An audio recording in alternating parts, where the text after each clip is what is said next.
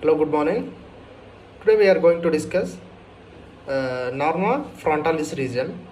In that Norma Frontalis region, we are discussed that what are the bones present and the attachments and the structure passing through the Norma Frontalis region. Yeah, we can see the skull. I have placed it in the from that camera point of view. We can see directly the Norma Frontalis region. This is the Norma Frontalis region. Today we are going to discuss the Norma Frontalis region. In that we are going to discuss what are the bones present in the Norma Frontalis and the structures present in the Norma Frontalis and foramina passing through the Norma Frontalis and the attachment of the Norma Frontalis. Before going to the bones present in the Norma Frontalis, we can see how the shape of the Norma Frontalis appears. Hardly it is a oval in shape, and being wider above and the smaller below. Now we can see what are the bones present from above to below in the Norma Frontalis. And we can see this is the frontal bone which forms the upper part of the forehead, and there are two nasal bones. We can see there are the two nasal bones which forms the bridge of the nose, and two zygomatic bones which forms the superior lateral part of the cheek, and right and left maxilla which forms the upper jaw, and here there is a single bone mandible which forms the lower jaw. These are the bones present in the Norma Frontalis region.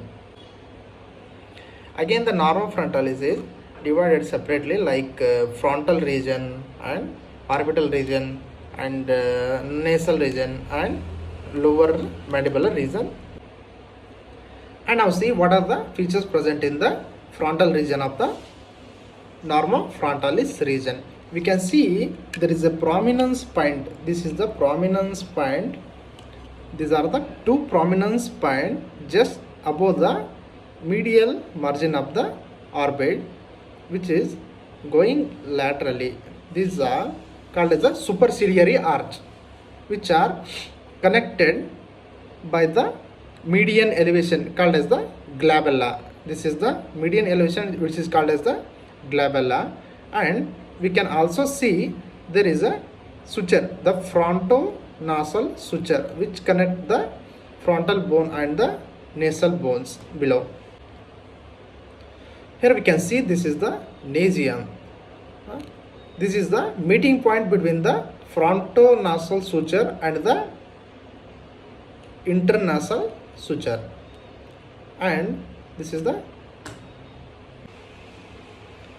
Now coming to the orbital region of the Norma Frontalis, we can see there are the four margins of the orbit. This is the upper margin, and this is the upper or superior margin. This is the lower or inferior margin. This is the lateral margin, and this is the medial margin. The superior margin is formed by the frontal bone. This is the frontal bone. Superior margin is formed by the frontal bone, and the inferior margin, we can see this is the inferior margin. It is formed by medially by the maxilla and laterally by the zygomatic bone, and the lateral margin is formed mostly by the zygomatic bone. The zygomatic bone reaches up to here, so it is mostly by the zygomatic bone, and zygomatic process of the frontal bone. This is the zygomatic process of the frontal bone. The medial margin of the orbital is ill-defined. It is formed by above by the frontal bone. We can see here the frontal bone, and below by the, this is the lacrimal crest of the frontal process of the maxilla. Now we will talk about the anterior bony aperture of the nose. We can see this is the pear shaped structure, and which is narrow above and wide below.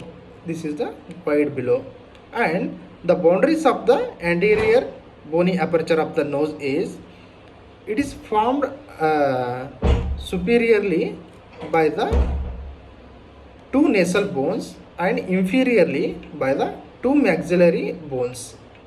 The meeting point of the two maxillary bone. This is the inferior border and this is the superior border. And the features present in the anterior bony aperture of the nose is, you can see this is the ANS or anterior nasal spine, which is the meeting point of the two maxillary bone. You can see this is the ANS, and here we can see this is the rhinion. We can call it as a rhinion, which is the meeting point of the lowermost part of the internasal suture.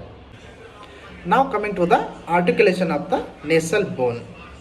The nasal bone is articulate anteriorly with the opposite bone of the nasal bone. You can see one nasal bone is articulating with the other nasal bone anteriorly. This suture is called internasal suture, and posteriorly this is the frontal process of the maxilla. Posteriorly it articulates with the frontal process of the maxilla, and superiorly to the frontal bone, which the suture is called frontonasal suture. And lower by, here we can see this is the cartilage will be there for the articulation. Now we will discuss the lower region of the Norma frontalis.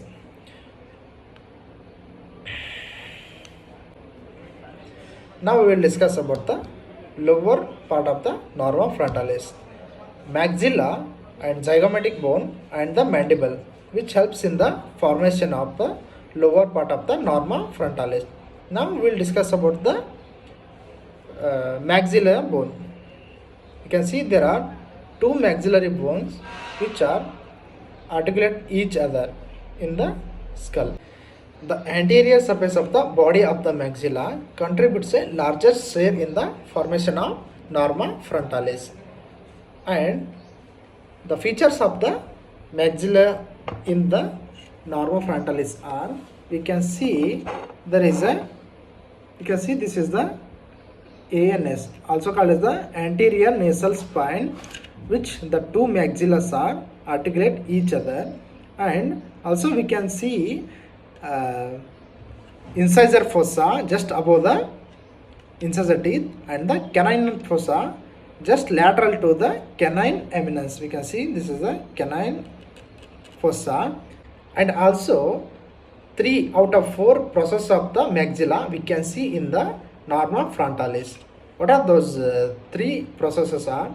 This is the frontal process of the maxilla we can see in the Norma frontalis, and this is the zygomatic process of the maxilla, and this is the alveolar process. We can see this is the alveolar process which holds the upper teeth.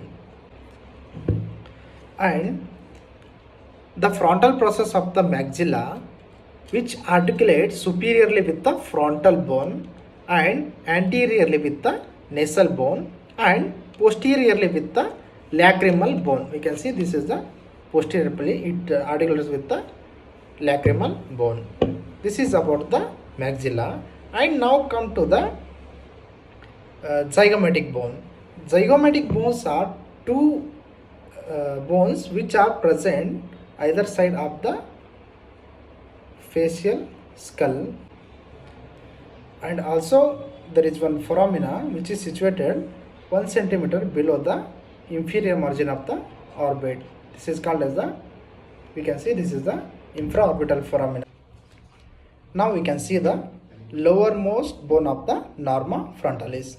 You can see this is the upper border of the mandible and this is the lower border of the mandible. The upper border holds the lower teeth and the lower border is rounded, and also we can see the foramina which is present between the 2 premolar region, and this is the mental foramina, and the line which is running backwards and upwards to the anterior border of the ramus. And also we can see the mental protuberance and the symphysis menti. You can see this is the protuberance This is called as a mental protuberance, and symphysis menti.